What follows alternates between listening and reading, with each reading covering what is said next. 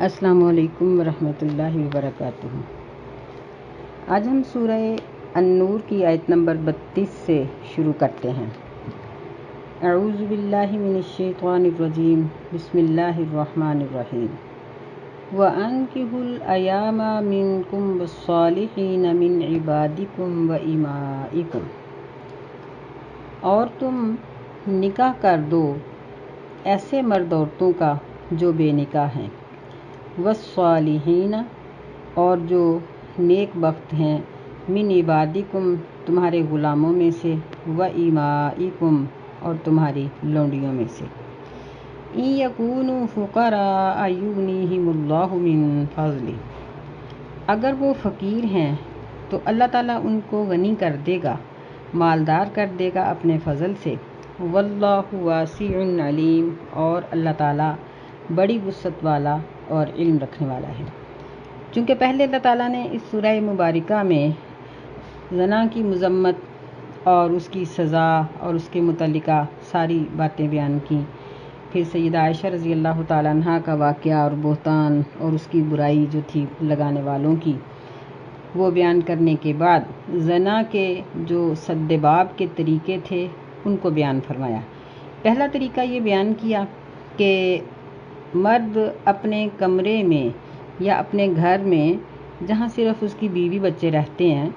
وہاں وہ بغیر اجازت کے جا سکتا ہے، اور جہاں باقی لوگ بھی ہیں، اپنا گھر ہے، ماں باپ کا گھر ہے، بہن بھائی سارے اکٹھے رہتے ہیں، تو وہاں اونچی آواز میں السلام علیکم کہہ کے داخل ہو۔ اگر گھر اس کے علاوہ کسی اور کا ہے، یعنی جس طرح بہن بھائی علیحدہ شادی شدہ اپنے گھروں میں ہوتے ہیں تو اجازت سے جائے۔ اگر بالکل غیر کا گھر ہے تو اس میں داخل ہونے کی کوشش نہ کرے، حتیٰ کہ مطلوبہ شخص اس کو بلا لے یا باہر ہی کھڑا ہو کے اس سے بات کر لے۔ اس کے بعد پھر اللہ تعالیٰ نے دوسرا طریقہ اس کا یہ بتایا کہ مرد بھی اپنی آنکھوں کو نیچا رکھیں اور عورتیں بھی اپنی آنکھوں کو نیچا رکھیں۔ تو اللہ جو انسان کا خالق ہے، انسان کی فطرت کو بنانے والا ہے، پیدا کرنے والا ہے، وہ جانتا ہے کہ انسانوں کے کچھ جذبات بھی ہوتے ہیں، اور اب یوں آنکھیں بند کر کے مرد عورتیں زندگی تو نہیں بسر کر سکتے۔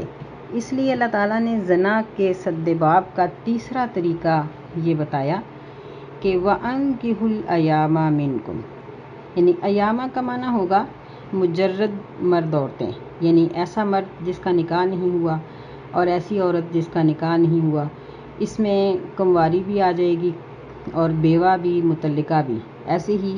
کنوارا مرد بھی، اور جس کی شادی ہو چکی ہو، اس نے طلاق دی ہو یا اس کی بیوی فوت ہو گئی ہو، یہ سب قسم کے مرد ایامہ میں عورتیں بھی اور مرد بھی آ جاتے ہیں۔ ان کے بارے میں اللہ تعالیٰ نے نصیحت کی اور فرمایا کہ والصالحین، والصالحین سے مراد نیک بخت بھی ہے، اور اس کا معنی صلاحیت رکھنے والے بھی ہیں،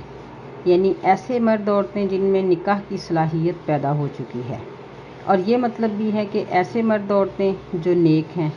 کیونکہ ہم پیچھے پڑھ آئے ہیں کہ الزانی لا ینکح الا زانیۃ او مشرکہ، کہ زانی مرد عورت کا نکاح اس وقت تک نہیں ہو سکتا جب تک کہ یا ان کو حد لگے یا وہ اللہ تعالیٰ کے ہاں خالص توبہ کر لیں، اس کے بغیر ان کا نکاح آپس میں بھی نہیں ہو سکتا۔ تو اس لیے یہاں صالحین کا ذکر اللہ نے کیا، اور اس سے دونوں ہی مراد ہیں، یعنی صلاحیت رکھنے والے بھی اور ایسے مرد عورتیں بھی جن سے اگر کوئی گناہ ہو چکا ہے تو وہ اس کی حد لگوا چکے ہیں یا اللہ کے ہاں انہوں نے توبہ کر لی ہے۔ عباد یہ عبد کی جمع ہے، یعنی تمہارے غلام۔ ایما یہ امتن کی جمع ہے، یعنی غلام مرد ہوں یا عورتیں ہوں یا اپنے بیٹے بیٹیاں ہوں، ان سب کے نکاح کر دو۔ تو یہ اللہ تعالیٰ نے زنا کے بند کرنے کے لیے ایک بہترین طریقہ یہاں ذکر کیا ہے، کیونکہ انسان جب بالغ ہو جاتا ہے اور اس میں یہ یعنی سیکس کی اس کے اندر حس پیدا ہو جاتی ہے تو اس وقت پھر اسے اپنے ایک ساتھی کی ضرورت ہوتی ہے۔ ایسا نہیں ہے کہ اب وہ صرف آنکھیں ہی بند کر کے اپنی زندگی آنکھوں کو جھکا کر ہی گزارتا چلا جائے، نہیں، بلکہ اسلام ایک ایسا مذہب ہے کہ اس میں مجرد رہنے کو یا رہبانیت جس کو کہا جاتا ہے، یعنی نکاح کے بغیر رہنا، اس کو غلط کہا ہے، مطلقاً اس کو غلط کہا ہے، یعنی اس کی کچھ بھی گنجائش نہیں دی۔ اور نبی علیہ الصلوۃ والسلام نے ایسا کرنے والوں کی حوصلہ شکنی کی ہے، بلکہ حدیث میں آتا ہے کہ نبی علیہ السلام نے نوجوانوں کو مخاطب کر کے کہا، یا معاشر الشباب، اے نوجوانوں کی جماعت، کیونکہ یہ وہ نوجوان تھے جو نبی صلی اللہ علیہ وسلم کے پاس صفہ میں رہا کرتے تھے، مسلمان ہو کر آتے تھے، اور ان کا آگے پیچھے کوئی رشتہ دار یا کوئی میل ملاقات والا ہوتا ہی نہیں تھا، بیچارے اپنی جان بچا کر آ جاتے تھے۔ تو فرمایا کہ اے نوجوانوں کی جماعت، اگر تم میں سے کوئی نکاح کرنے کی طاقت رکھتا ہے تو اسے چاہیے کہ وہ کر لے، یعنی نکاح کے بغیر نہ رہو، کیونکہ آپ نے فرمایا کہ نکاح یہ عزت و عصمت کی اور نظر کی حفاظت کے لیے بہت مفید چیز ہے، کہ کوئی بھی مرد یا کوئی بھی عورت کسی دوسرے اپنے غیر محرم کی طرف نہ دیکھے، بلکہ مرد اپنی بیوی کو دیکھے اور بیوی اپنے شوہر کو دیکھے، تو اسے ضرورت ہی نہیں پڑے گی۔ اسلام نے اسی لیے بلوغت کے فوراً بعد نکاح کا حکم دیا ہے، اور بلکہ بلوغت سے پہلے بھی نکاح ہو سکتا ہے، جیسا سیدہ عائشہ رضی اللہ تعالیٰ عنہ کا کیا گیا۔ اور معاشرہ اس چیز کا گواہ ہے کہ جب تک مسلمانوں نے بچوں کا چھوٹی عمر میں نکاح کرنے کا طریقہ رکھا، اس وقت تک معاشرہ درست رہا، اور جب نکاح کو لیٹ کیا گیا ہے، یہاں تک کہ جب یعنی بچے اور بچیاں 30 سال کی عمر کو پہنچنے شروع ہوتے ہیں، خاص طور پہ لڑکے، تو پھر ان کے لیے ماں باپ سوچنا شروع کرتے ہیں، تو وہ اس دوران کئی قسم کے گناہ کر چکے ہوتے ہیں، اگر عملی طور پر نہیں تو ذہنی طور پر وہ کافی گناہ گار ہو چکے ہوتے ہیں۔ اسلام نے ایسا کرنے کی حوصلہ شکنی کی ہے، اور یہاں امر کا صیغہ اللہ تعالیٰ نے ذکر کیا، وَأَنكِحُوا، کہ نکاح کر دو۔ نبی صلی اللہ علیہ وسلم نے نکاح کی کوئی عمر مقرر نہیں کی کہ کتنی عمر میں ہونا چاہیے، بلکہ یہ بچے کے اوپر یہ ہے کہ اس کی صلاحیت کیسی ہے۔ اگر وہ اپنے گھر بار کو سنبھال سکتا ہے، اپنے گھر بار کو عورت سنبھال سکتی ہے بچی، تو اس کا نکاح کر دو۔ نبی صلی اللہ علیہ وسلم نے سیدنا علی رضی اللہ تعالیٰ عنہ کو ایک مرتبہ نصیحت کرتے ہوئے فرمایا کہ 3 چیزوں کو لیٹ نہ کرو، نماز کا جب وقت ہو جائے، اور فوت ہونے والے کا جب جنازہ اٹھا لیا جائے تو اس کو لیٹ نہ کرو، اور جب کسی بھی بے نکاح کا ہم کفو، یعنی اس کا ہم پلہ رشتہ درکار ہو، تو نکاح کو ہرگز بھی لیٹ نہ کیا جائے۔ پھر یہاں ایک لطیف سا اور بھی نکتہ ہے، وہ یہ ہے کہ اللہ تعالیٰ نے فرمایا کہ ایاما منکم، تم میں سے جو بے نکاح ہیں ان کا نکاح کر دو، یعنی اگر اللہ تعالیٰ فرماتے نا من غیرکم، تو پھر یہاں ہونا تھا کہ جو مسلمانوں میں سے یا غیر مسلموں میں سے، یہاں صرف مسلمانوں کا حکم ہے، ایاما منکم، یعنی تم میں سے، تمہارے مسلمانوں میں سے جو بے نکاح ہیں ان کا نکاح کر دو۔ یہاں ایک بات اور بھی یاد رکھنے کی ہے، وہ یہ ہے کہ عورت کا نکاح ولی کے بغیر نہیں ہوتا۔ اگر اس کا ولی یعنی اس کا پرورش کرنے والا، اس کا باپ، وہ موجود نہیں ہے، فوت ہو چکا ہے، یا جس طرح طلاق ہو چکی ہوتی ہے، یا ولی اس قابل نہیں ہے کہ اس سے پوچھا جائے، یعنی اس کی عقل ٹھیک نہیں ہے، وہ پاگل ہو چکا ہے، یا اس کے ہوش و حواس ٹھیک نہیں ہیں، تو پھر ایسی صورت میں اس کے کسی اقربا میں سے کسی کو، مثلاً دادا یا جس کے بھی وہ زیر پرورش ہے، وہ اس کا ولی ہوگا۔ اگر وہ ایسا ولی بھی نہ ملے تو پھر حاکم وقت اس عورت کا ولی ہوگا۔ بہرحال عورت کا نکاح ولی کے بغیر نہیں ہوتا۔ نبی علیہ السلام نے فرمایا کہ ایما امرأۃ نکحت بغیر اذن موالیہا فنکاحها باطل، کہ جو عورت اپنے ولی کی اجازت کے بغیر نکاح کرتی ہے، فنکاحها باطل فنکاحها باطل فنکاحها باطل، آپ نے 3 مرتبہ فرمایا، اس کا نکاح باطل ہے،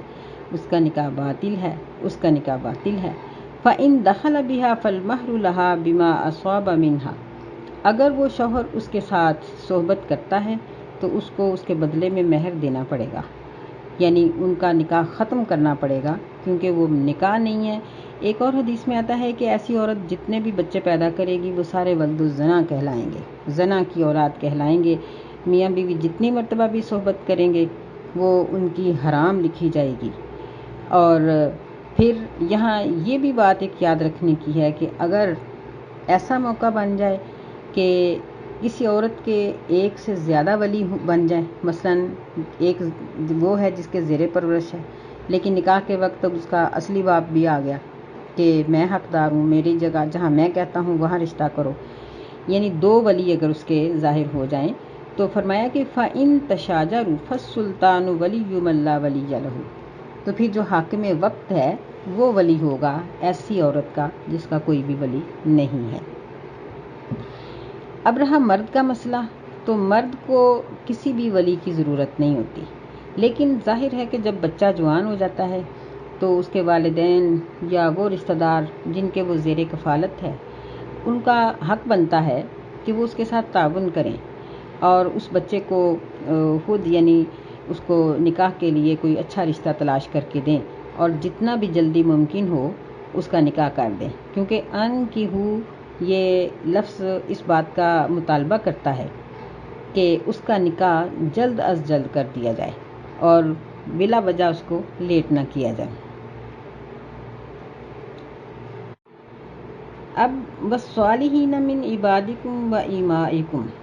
یعنی جس طرح اپنے بیٹے بیٹیوں کا نکاح جلدی کرنے کا حکم ہے، اسی طرح اپنے غلاموں اور لونڈیوں کا بھی نکاح جلدی کر دینے کا حکم ہے، یعنی وہ بھی جب بالغ ہوں، اگرچہ وہ غلام ہیں یا لونڈیاں ہیں، لیکن ظاہر بات ہے کہ ان کے جذبات بھی وہی ہیں جو آزاد مردوں عورتوں کے ہوتے ہیں، تو اس لیے ان کے نکاح کو بھی لیٹ نہ کیا جائے۔ اور اگر لونڈی اپنے مالک کے پاس بطور بیوی رہتی ہے، یعنی مالک اس کے ساتھ صحبت کرتا ہے، تو پھر اس کا کسی اور جگہ پر نکاح نہیں ہو سکتا،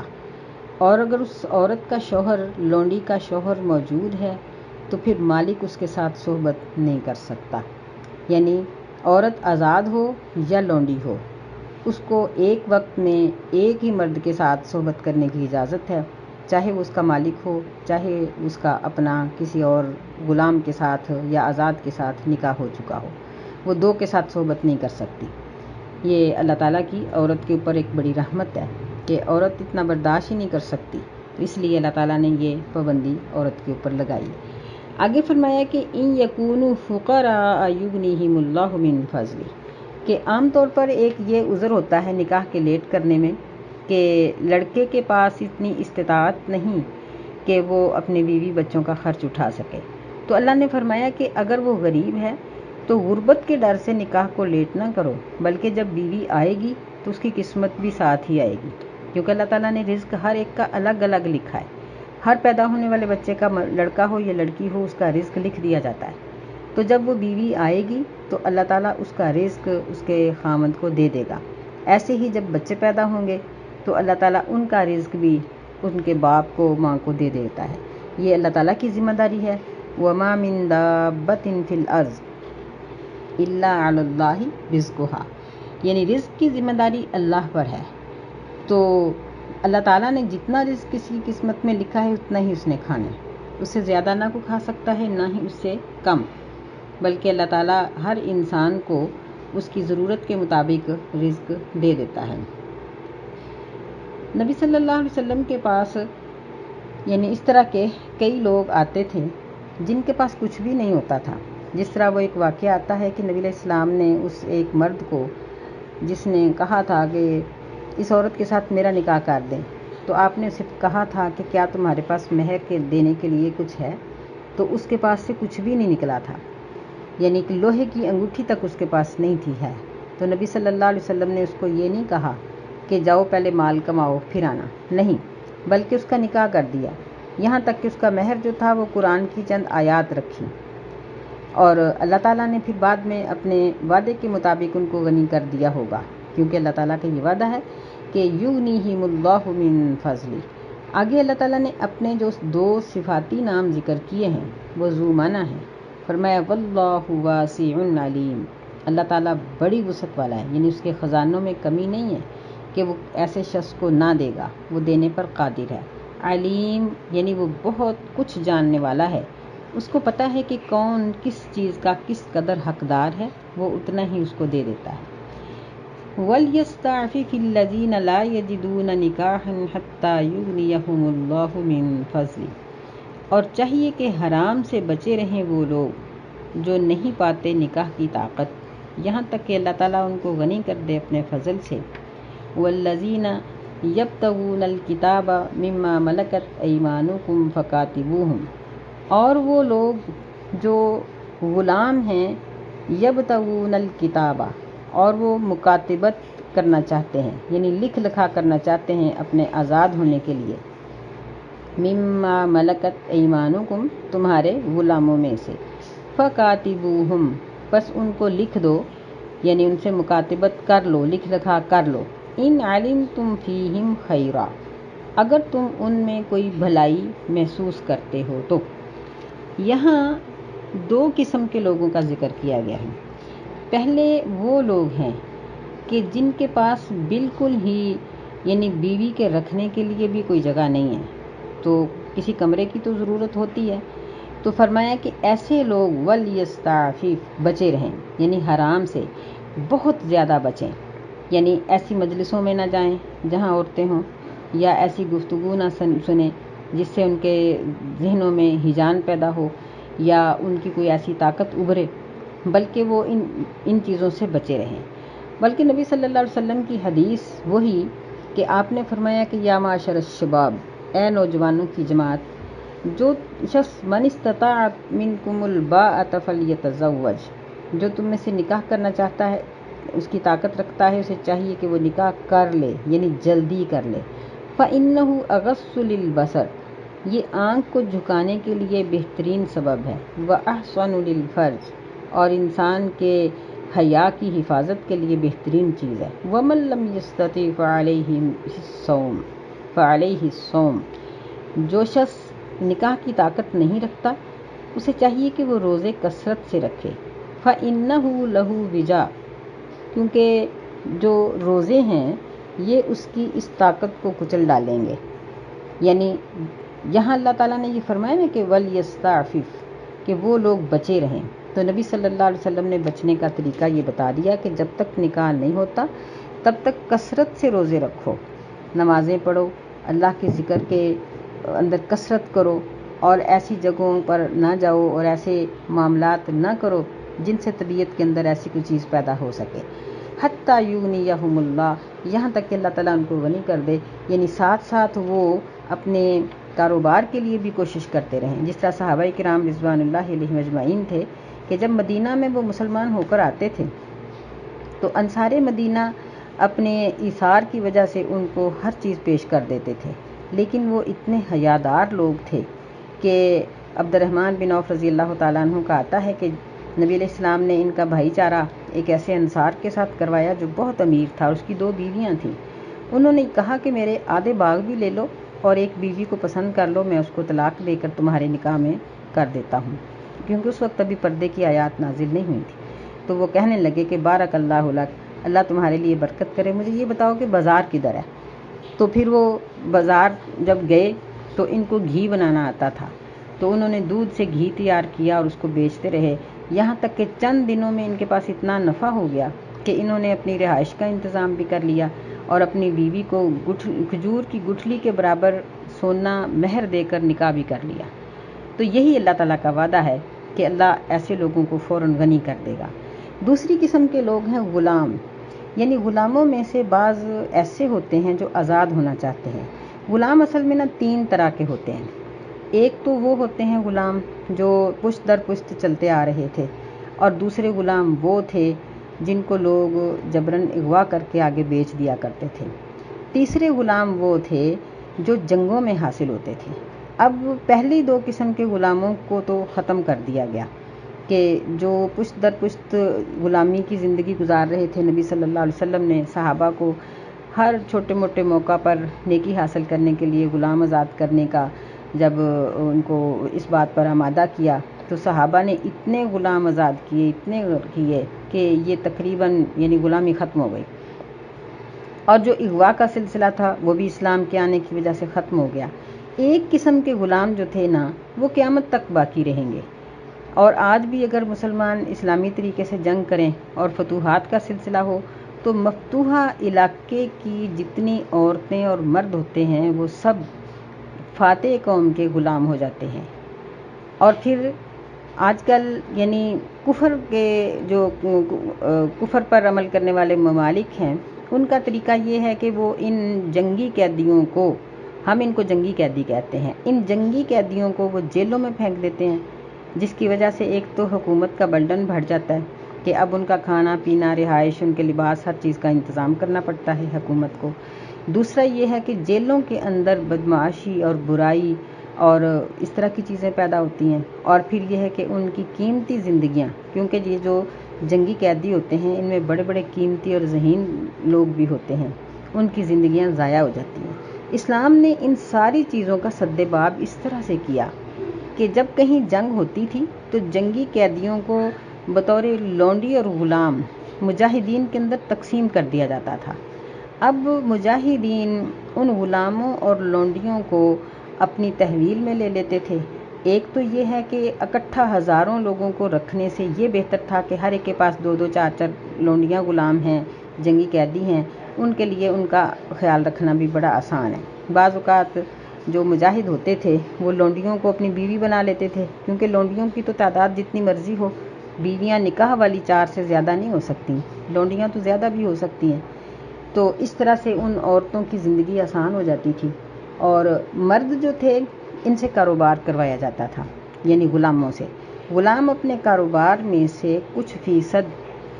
اپنے مالک کو دیتے تھے۔ مالکوں کے لیے یہ نفع ہوتا تھا کہ ان کا غلام، فرض کریں کہ آج کے دور میں اگر وہ 2000 دہاڑی لگا کر آتا ہے تو اس میں سے مالک کے لیے جتنا اس نے طے کیا ہوا ہے کہ میں آپ کو 50% دوں گا یا 10% یا 20% یا 30-40 جو بھی طے ہے وہ اس کو دے دیا کرتا تھا۔ تو مالک کے لیے بھی آسانی تھی اور غلام کے لیے بھی آسانی تھی۔ تو پھر اب ایسا تھا کہ بعض غلام ایسے ہوتے تھے کہ اگر ان کے پاس پیسہ موجود ہے تو اللہ تعالیٰ نے اس آیت میں ان کو رغبت دلائی کہ غلامی کی زندگی سے بچو، کیونکہ اسلام غلامی کی زندگی کو ہرگز پسند نہیں کرتا۔ یہی تو وجہ تھی کہ قسم کے کفارہ میں بھی غلام آزاد کرو، ایلا میں بھی غلام آزاد کرو، زہار میں بھی غلام آزاد کرو۔ ہر موقع پر اللہ تعالیٰ نے مسلمانوں کو غلام آزاد کرنے کی رغبت دلائی، اور اتنا اس کا اجر بتایا کہ غلام کے ہر عضو کے بدلے میں مالک کا ہر عضو جہنم سے آزاد ہو جاتا ہے۔ تو لوگ اس شوق سے بلا وجہ غلام آزاد کر دیا کرتے تھے۔ سیدنا ابو بکر رضی اللہ تعالیٰ عنہ جیسے لوگ خرید کے آزاد کر دیا کرتے تھے کہ اللہ تعالیٰ ہمیں جہنم سے آزاد کر دے۔ یہ اللہ تعالیٰ نے مسلمانوں کو ایک رغبت دلائی ہوئی تھی۔ دوسری طرف اللہ تعالیٰ نے غلاموں کو اس طرف متوجہ کیا کہ اگر تمہارے پاس رقم موجود ہے تو غلامی کی زندگی چھوڑ دو، آزاد ہو جاؤ، کیونکہ اگر مرد غلام ہے تو مالک کو اپنی کمائی کا حصہ دینا پڑتا ہے۔ اگر عورت غلام ہے تو اگرچہ اس عورت کا کسی دوسرے مرد سے نکاح ہے لیکن اس کے پیدا ہونے والے بچے مالک کے غلام ہوں گے، یعنی غلامی بڑھ گئی نا، ایک عورت کے پیچھے اس کے 5-7 بچے جو ہیں وہ بھی اس کے غلام بن جائیں گے۔ تو اس لیے ان کو رغبت دلائی کہ تم آزاد ہو جاؤ، اور مالکوں کو کہا کہ اگر ایسے لوگ یبتغون الکتاب مما ملکت ایمانکم، اگر تمہارے غلاموں میں سے کچھ مرد یا عورتیں آزاد ہونا چاہتے ہیں، فقاتبوہم ان علمتم فیہم خیرا، تو پھر تم ان کو لکھ دو، ان سے مکاتبت کر لو۔ یعنی مکاتبت کا معنی کیا ہوتا تھا کہ فرض کریں کہ ایک غلام کی جتنی قیمت ہے اگر وہ اکٹھی نہیں ادا کر سکتا تو اس کے ساتھ قسط کر لو کہ اتنے سالوں میں یا اتنے مہینوں میں تم ہر مہینے یا ہر ہفتے یا ہر سال اتنی قسط دو گے، تو جب قسطیں ادا ہو جائیں گی تو تم آزاد ہو جاؤ گے۔ فرمایا کہ ان علمتم فیہم خیرا، اگر مالک یہ سمجھتا ہے کہ یہ آزاد ہو کر اسلام کے اندر ہی رہے گا تو پھر ٹھیک ہے، ان کو آزاد کر دو، لیکن اگر وہ کسی کفریہ کام کے لیے یا کسی برے کام کے لیے آزاد ہونا چاہتے ہیں تو پھر ان کو سمجھائیں اور پھر کوئی اور رستہ اختیار کرو۔ وَآتُوهُم مِّن مَّالِ اللَّهِ الَّذِي آتَاكُمْ، اور ان کو دو اس مال میں سے جو اللہ تعالیٰ نے تمہیں دیا ہے۔ یعنی اگر غلام آزاد ہونے کے لیے قسط کر رہا ہے یا اپنی قیمت طے کر رہا ہے تو اس کی مدد کرو۔ نبی صلی اللہ علیہ وسلم نے فرمایا کہ اس سے اضافی کام بھی کروا لو، مثلا وہ جس طرح آج کل مزدور دیہڑی لگاتے ہیں تو بعض دفعہ وہ 1.5 لگانے کے بھی تیار ہو جاتے ہیں، تو لگوا لو 1.5 دیہڑی تاکہ ان کی قیمت جلدی پوری ہو جائے اور وہ جلدی آزاد ہو جائیں۔ وَلَا تُكْرِهُوا فَتَيَاتِكُمْ عَلَى الْبِغَاءِ، اور تم نہ مجبور کرو اپنی لونڈیوں کو بے حیائی پر، زناکاری پر۔ ان اردنا تحسنن، اگر وہ بچنے کا ارادہ رکھتی ہیں، تبتغون عرض الحیات الدنیا، کیا تم دنیا کی زندگی کا سامان تلاش کرتے ہو؟ وَمَن يُكْرِههُنَّ فَإِنَّ اللَّهَ مِن بَعْدِ إِكْرَاهِهِنَّ غَفُورٌ رَحِيمٌ، اور جو بھی ان کو مجبور کرے گا، بس بے شک اللہ تعالیٰ ان کے مجبور کرنے کے بعد بخشنے والا، رحم کرنے والا ہے۔ یعنی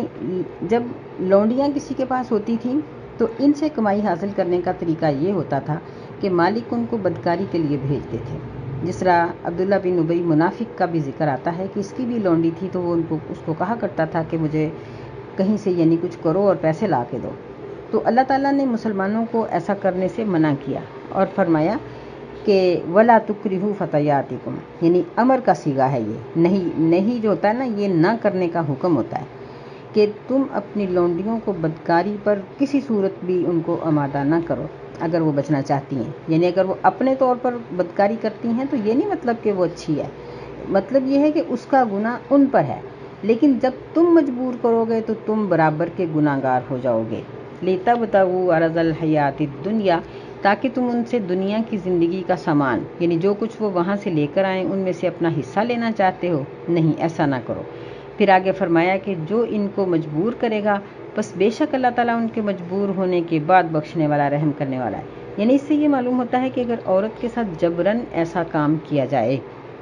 تو اس عورت پر گناہ نہیں ہے۔ جس طرح قیدی عورتیں ہوتی ہیں، یا خدا نخواستہ کوئی 2-4 مرد مل کے کسی ایک عورت کو قابو کر لیتے ہیں، اب وہ بیچاری مجبور ہے کہ مردوں کے ساتھ وہ یعنی اپنی پوری کوشش کرتی ہے چھوٹنے کی، لیکن وہ چھوٹ نہیں سکتی، ان سے نہیں چھوٹتی، ان کے قابو آ جاتی ہے۔ تو ایسی صورت میں فرمایا کہ ان کے اکراہ کے بعد، مجبور ہونے کے بعد اللہ تعالیٰ ان کو بخشنے والا، رحم کرنے والا ہے۔ یعنی ایک تو یہ کہ ان کے اوپر زنا کی سزا نہیں ہوگی، دوسرا یہ ہے کہ اگر اس فعل کے دوران ان کو کسی قسم کی جسمانی تسکین حاصل ہو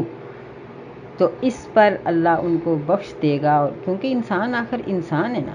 اب دیکھیں کہ ایک شخص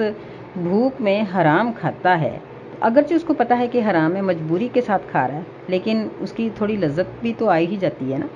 تو ایسی صورت میں اللہ ایسی عورتوں کو بخش دینے والا، رحم کرنے والا ہے۔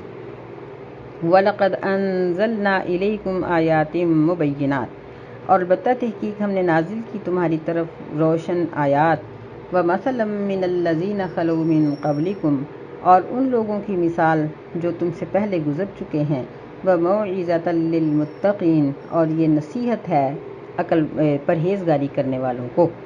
کے لیے۔ یعنی اللہ تعالیٰ نے یہ سارے سدباب کے طریقے ذکر کرنے کے بعد یہ فرمایا کہ یہ روشن آیات ہیں، اور یہ جو تم سے پہلے لوگ گزر چکے ہیں ان کی نافرمانی کی مثالیں بھی بتا دی گئی ہیں کہ ان کی نافرمانی کی سزائیں ان کو کیا ملی، اور اس میں متقین کے لیے واعظ و نصیحت بھی ہے۔ اللہ تعالیٰ ہمیں ان واعظ و نصیحتوں پر عمل کرنے کی توفیق عطا فرمائے، اور ہمیں ان باتوں سے بچنے کی توفیق دے اور ان کاموں کو کرنے کی توفیق دے جو اللہ تعالیٰ کا حکم ہے۔ آمین یا رب العالمین۔ السلام علیکم ورحمۃ اللہ وبرکاتہ۔